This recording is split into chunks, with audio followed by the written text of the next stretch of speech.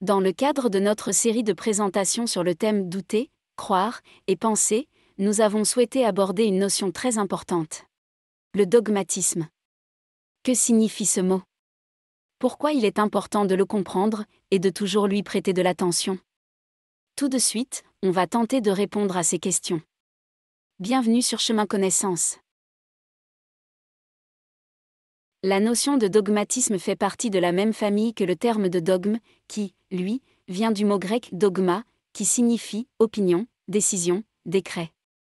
À l'origine, dans l'Antiquité, un dogme est une affirmation provenant d'une autorité intellectuelle, politique ou religieuse. Cette affirmation est considérée comme incontestable et absolue. Dans le même sens, la notion de dogmatisme est une forme de pensée, une attitude ou une disposition d'esprit d'une personne qui a tendance à affirmer comme vrai des idées ou des choses, de manière ferme, catégorique et sans discussion.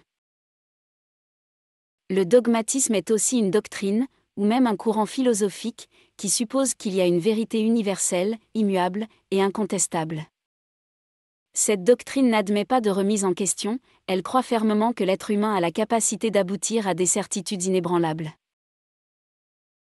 En tant que courant de pensée, le dogmatisme s'appuie sur l'idée selon laquelle l'être humain a la capacité de raisonner, pour aboutir à des vérités et à des dogmes, et que nous devons accepter le monde comme il est, sans le remettre en cause. Ce courant de pensée s'est développé très tôt dans l'histoire de la philosophie en Occident.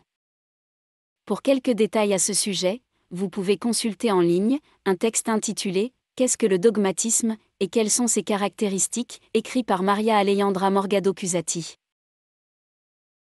À l'opposé du dogmatisme, il y a le scepticisme, un courant de pensée selon lequel il est impossible aux êtres humains d'aboutir à des vérités absolues et incontestables. À notre époque, le dogmatisme a une connotation plutôt péjorative. De plus en plus de gens apprennent à garder une distance par rapport à toute idée de certitude absolue, toute absence d'esprit critique, et toute pensée qui refuse de se remettre en cause. Dans l'histoire récente de l'humanité, nous avons beaucoup d'exemples qui mettent en évidence les conséquences négatives du dogmatisme, à travers le totalitarisme des régimes au pouvoir, les croyances acceptées comme des vérités absolues, le fanatisme, etc. Il est donc nécessaire d'éviter le dogmatisme, en cultivant notre esprit critique, en restant ouvert, et en respectant des points de vue différents. Je vous remercie de votre attention. N'oubliez pas de vous abonner pour rester informé de nos prochaines publications. Et partagez cette présentation qui peut intéresser d'autres personnes comme vous. À bientôt pour une autre présentation sur un autre sujet.